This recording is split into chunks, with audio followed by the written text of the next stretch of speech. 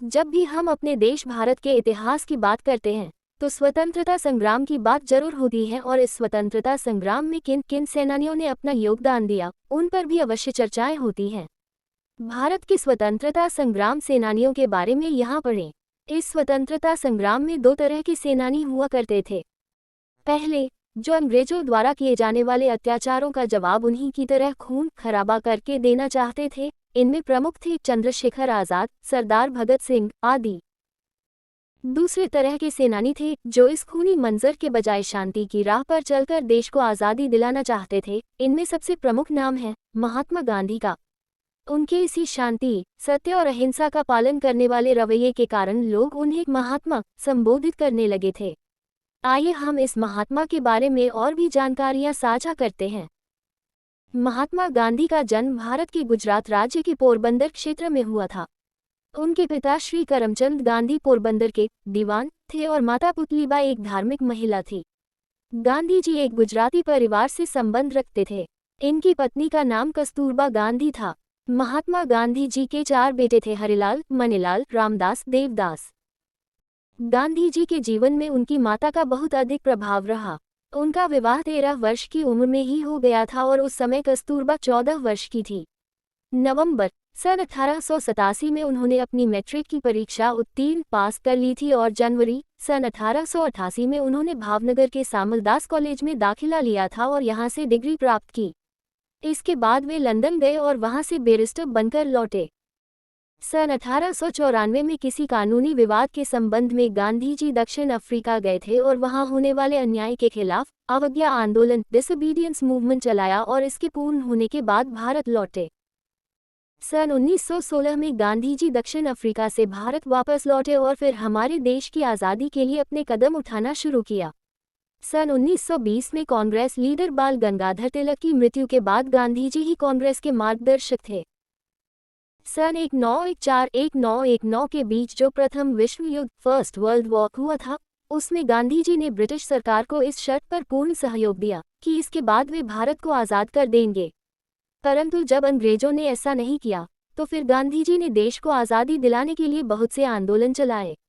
इनमें से कुछ आंदोलन निम्नानुसार हैं। सन 1920 में असहयोग आंदोलन नॉन कोऑपरेशन मूवमेंट। सन 1930 में अवज्ञा आंदोलन सिविल डिसोबीडियंस मूवमेंट। सन 1942 में भारत छोड़ो आंदोलन क्विट इंडिया मूवमेंट। वैसे तो गांधी जी का संपूर्ण जीवन ही एक आंदोलन की तरह रहा, परंतु उनके द्वारा मुख्य रूप से 5 आंदोलन चलाए गए, जिनमें से 3 आंदोलन संपूर्ण राष्ट्र में चलाए गए और बहुत सफल हुए और इसलिए लोग इनके बारे में जानकारी भी रखते हैं। गांधी जी द्वारा चलाए गए इन सभी आंदोलनों को हम निम्न प्रकार से वर्गीकृत कर सकते हैं। सन 1918 में चंपारण और खेड़ा सत्याग्रह। गांधी जी द्वारा सन 1918 में चलाया गया चंपारण और खेड़ा सत्याग्रह भारत में उनके आंदोलनों की शुरुआत थी और इसमें वे सफल रहे। ये सत्याग्रह ब्रिटिश लैंडलॉर्ड के खिलाफ चलाया गया था।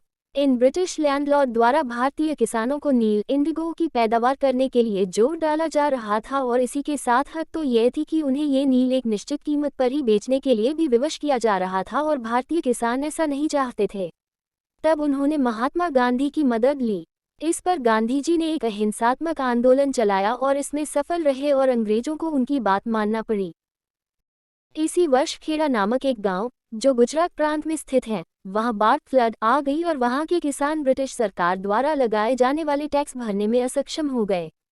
तब उन्होंने इसके लिए गांधी जी से सहायता ली और तब गांधी जी ने असहयोग नॉन कोऑपरेशन नामक हथियार का प्रयोग किया और किसानों को टैक्स में छूट दिलाने के लिए आंदोलन किया। इस आंदोलन में गांधी जी को जनता से बहुत समर्थन मिला और आखिरकार मई 1918 में ब्रिटिश सरकार को अपने टैक्स संबंधी नियमों में किसानों को राहत देने की घोषणा करनी पड़ी। सन 1919 में खिलाफत आंदोलन खिलाफ मूवमेंट। सन 1919 में गांधी जी को इस बात का एहसास होने लगा था कि कांग्रेस कहीं न कहीं कमजोर पड़ रही है, तो उन्होंने कांग्रेस की डूबती नैया को बचाने के लिए और साथ ही साथ हिंदू मुस्लिम एकता के द्वारा ब्रिटिश सरकार को बाहर निकालने के लिए अपने प्रयास शुरू किए। इन उद्देश्यों की पूर्ति के लिए वे मुस्लिम समाज के पास गए। खिलाफत आंदोलन वैश्विक स्तर पर चलाया गया आंदोलन था जो मुस्लिमों की कालिफ केलिफ के खिलाफ चलाया गया था। महात्मा गांधी ने संपूर्ण राष्ट्र के मुस्लिमों की conference all India Muslim conference रखी और वे स्वयं इस कॉन्फ्रेंस के प्रमुख व्यक्ति भी थे। इस आंदोलन ने मुस्लिमों को बहुत सपोर्ट किया और गांधी जी के इस प्रयास ने उन्हें राष्ट्रीय नेता नेशनल लीडर बना दिया और कांग्रेस में उनकी खास जगह भी बन गई। परंतु सन 1922 में खिलाफत आंदोलन बुरी तरह से बंद हो गया और इसके बाद गांधी जी अपने संपूर्ण जीवन हिंदू मुस्लिम एकता के लिए लड़ते रहे, परंतु हिंदू और मुस्लिमों के बीच दूरियां बढ़ती ही गई। सन 1920 में असहयोग आंदोलन नॉन कोऑपरेशन मूवमेंट। विभिन्न आंदोलनों से निपटने के लिए अंग्रेजी सरकार ने सन 1919 में रोलेट एक्ट पारित किया। इसी दौरान गांधी जी द्वारा कुछ सभाएं भी आयोजित की गई और उन्हीं सभाओं की तरह ही अन्य स्थानों पर भी सभाओं का आयोजन किया गया। इसी प्रकार की एक सभा पंजाब के अमृतसर क्षेत्र में जलियांवाला बाग में बुलाई गई थी और वहां इस शांति सभा को अंग्रेजों ने जिस बेरहमी के साथ रौंदा था, उसके विरोध में गांधी जी ने सन 1920 में असहयोग आंदोलन प्रारंभ किया। इस असहयोग आंदोलन का अर्थ ये था कि भारतीयों द्वारा अंग्रेजी सरकार की किसी भी प्रकार से सहायता न की जाए, परंतु इसमें किसी भी तरह की हिंसा नहीं हो। विस्तृत वर्णन डिस्क्रिप्शन इन डिटेल। यह आंदोलन सितंबर 1920 से शुरू हुआ और फरवरी 1922 तक चला था। गांधी जी द्वारा चलाए गए 3 प्रमुख आंदोलनों में से यह पहला आंदोलन था। इस आंदोलन को शुरू करने के पीछे महात्मा गांधी की ये सोच थी कि भारत में ब्रिटिश सरकार केवल इसीलिए राज कर पा रही है क्योंकि उन्हें भारतीय लोगों द्वारा ही सपोर्ट किया जा रहा है, तो अगर उन्हें ये सपोर्ट मिलना ही बंद हो जाए तो ब्रिटिश सरकार के लिए भारतीयों पर राज कर पाना मुश्किल होगा। इसलिए गांधी जी ने लोगों से अपील की कि वे ब्रिटिश सरकार के किसी भी काम में सहयोग न करें, परंतु इसमें किसी भी प्रकार की हिंसात्मक गतिविधि शामिल न हो। लोगों को गांधी जी की बात समझ में आई और सही भी लगे। लोग बहुत बड़ी मात्रा में, बल्कि राष्ट्रव्यापी नेशन वाइड स्तर पर आंदोलन से जुड़े और ब्रिटिश सरकार को सहयोग करना बंद कर दिया। इसके लिए लोगों ने अपनी सरकारी नौकरियां, फैक्ट्री, कार्यालय आदि छोड़ दिए। लोगों ने अपने बच्चों को सरकारी स्कूलों और कॉलेजों से निकाल लिया, अर्थात हर वो प्रयास किया जिससे अंग्रेजों को किसी भी प्रकार की सहायता न मिले। परंतु इस कारण बहुत से लोग गरीबी और अनपढ़ होने जैसी स्थिति में पहुंच गए थे, परंतु फिर भी लोग ये सब अपने देश की आज़ादी के लिए सहते रहे। उस समय कुछ ऐसा माहौल हो गया था कि शायद हमें तभी आज़ादी मिल जाती, परंतु आंदोलन की चरम स्थिति पर गांधी जी ने चौरा चौरी नामक स्थान पर हुई घटना के कारण इस आंदोलन को समाप्त करने का निर्णय ले लिया। चौरा चौरी कांड, चुरा चौरी इंसिडेंट। चूंकि ये असहयोग आंदोलन संपूर्ण देश में अहिंसात्मक तरीके से चलाया जा रहा था, तो इस दौरान उत्तर प्रदेश राज्य के चौरा चौरी नामक स्थान पर जब कुछ लोग शांतिपूर्ण तरीके से रैली निकाल रहे थे, तब अंग्रेजी सैनिकों ने उन पर गोलियां चला दी और कुछ लोगों की इसमें मौत भी हो गई। तब इस गुस्से से भरी भीड़ ने पुलिस स्टेशन में आग लगा दी और वहां उपस्थित 22 सैनिकों की भी हत्या कर दी। तब गांधी जी का कहना था कि हमें संपूर्ण आंदोलन के दौरान किसी भी हिंसात्मक गतिविधि को नहीं करना था, शायद हम अभी आज़ादी पाने के लायक नहीं हुए हैं, और इस हिंसात्मक गतिविधि के कारण उन्होंने आंदोलन वापस ले लिया। सन 1930 में सविनय अवज्ञा आंदोलन, नमक सत्याग्रह आंदोलन, दांडी यात्रा, सिविल डिसोबीडियंस मूवमेंट, सोल्ट सत्याग्रह मूवमेंट, दांडी मार्च। सन 1930 में महात्मा गांधी ने अंग्रेजों के खिलाफ एक और आंदोलन की शुरुआत की।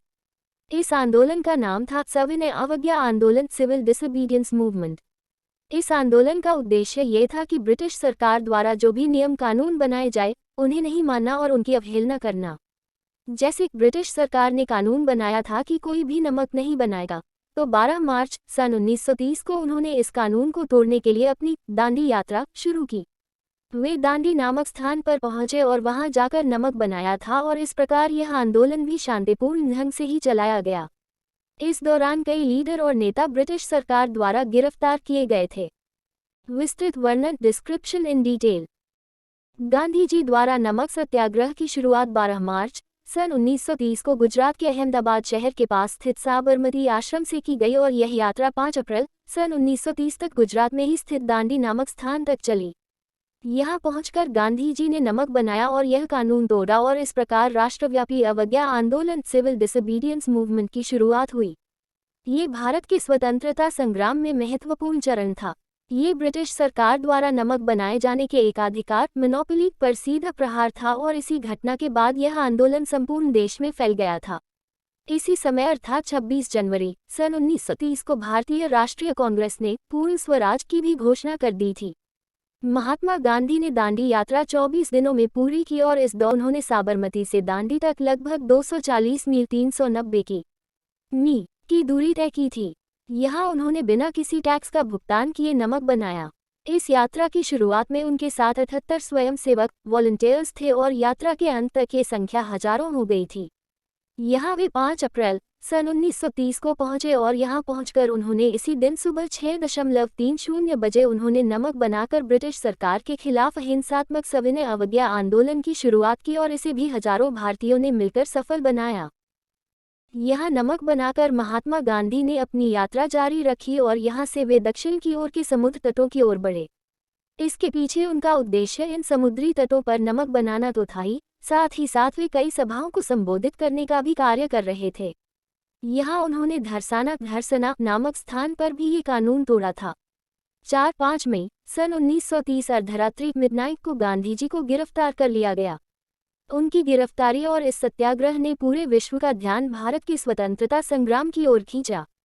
ये सत्याग्रह पूरे वर्ष चला और गांधी जी की जेल से रिहाई के साथ ही खत्म हुआ, और वो भी इसलिए क्योंकि द्वितीय गोलमेज सम्मेलन सेकेंड राउंड टेबल कॉन्फ्रेंस के समय वायसराय लॉर्ड इरविन नेगोशिएशन के लिए राजी हो गए थे। इस नमक सत्याग्रह के कारण लगभग 80,000 लोगों को गिरफ्तार किया गया था। गांधी जी द्वारा चलाया गया यह नमक सत्याग्रह उनके अहिंसात्मक विरोध के सिद्धांत पर आधारित था। इसका शाब्दिक अर्थ है सत्य का आग्रह, सत्याग्रह। कांग्रेस ने भारत को स्वतंत्रता दिलाने के लिए सत्याग्रह को अपना हथियार बनाया और इसके लिए गांधी जी को प्रमुख नियुक्त किया। इसी के तहत धरसाना में जो सत्याग्रह हुआ था उसमें अंग्रेजी सैनिकों ने हजारों लोगों को मार दिया था, परंतु अंततः इसमें गांधी जी की सत्याग्रह नीति कारगर सिद्ध हुई और अंग्रेजी सरकार को झुकना पड़ा। इस सत्याग्रह का American activist Martin Luther, James bevel आदि पर बहुत ही गहरा प्रभाव पड़ा, जो सन 1960 के समय में रंग भेद नीति, काले और गोरे लोगों में भेदभाव और अल्पसंख्यकों माइनॉरिटी के अधिकारों के लिए संघर्ष कर रहे थे। जिस तरह ये सत्याग्रह और अवज्ञा आंदोलन फैल रहा था, तो इसे सही मार्गदर्शन के लिए मद्रास में राजगोपालाचारी और उत्तर भारत में खान अब्दुल गफ्फार खान को इसकी बागडोर सौंपी गई। सन 1942 में भारत छोड़ो आंदोलन, क्विट इंडिया मूवमेंट। 1940 के दशक डेकेड तक आते आते भारत की आज़ादी के लिए देश के बच्चे, बूढ़े और जवान सभी में जोश और गुस्सा भरा पड़ा था। तब गांधी जी ने इसका सही दिशा में उपयोग किया और बहुत ही बड़े पैमाने पर सन 1942 में भारत छोड़ो आंदोलन, क्विट इंडिया मूवमेंट की शुरुआत की। यह आंदोलन अब तक के सभी आंदोलनों में सबसे अधिक प्रभावी रहा। यह अंग्रेजी सरकार के लिए एक बहुत बड़ी चुनौती थी। विस्तृत वर्णन, डिस्क्रिप्शन इन डिटेल। सन 1942 में महात्मा गांधी द्वारा चलाया गया तीसरा बड़ा आंदोलन था भारत छोड़ो आंदोलन। इसकी शुरुआत महात्मा गांधी ने अगस्त सन 1942 में की गई थी, परंतु इसके संचालन में हुई गलतियों के कारण यह आंदोलन जल्दी ही धराशायी कोलैप्स हो गया, अर्थात यह आंदोलन सफल नहीं हो सका था। इसके असफल होने के पीछे कई कारण थे, जैसे इस आंदोलन में विद्यार्थी, किसान आदि सभी के द्वारा हिस्सा लिया जा रहा था और उनमें इस आंदोलन को लेकर बड़ी लहर थी और आंदोलन संपूर्ण देश में एक साथ शुरू नहीं हुआ, अर्थात आंदोलन की शुरुआत अलग अलग तिथियों पर होने से इसका प्रभाव कम हो गया। इसके अलावा बहुत से भारतीयों को ऐसा भी लग रहा था कि यह स्वतंत्रता संग्राम का चरम है और अब हमें आज़ादी मिल ही जाएगी, और उनकी इस सोच ने आंदोलन को कमजोर कर दिया। परंतु इस आंदोलन से एक बात ये अच्छी हुई कि इससे ब्रिटिश शासकों को यह एहसास हो गया था कि अब भारत में उनका शासन नहीं चल सकता, उन्हें आज नहीं तो कल भारत छोड़कर जाना होगा। इस तरह गांधी जी द्वारा उनके जीवनकाल में चलाए गए सभी आंदोलनों ने हमारे देश की आज़ादी के लिए अपना सहयोग दिया और अपना बहुत गहरा प्रभाव छोड़ा।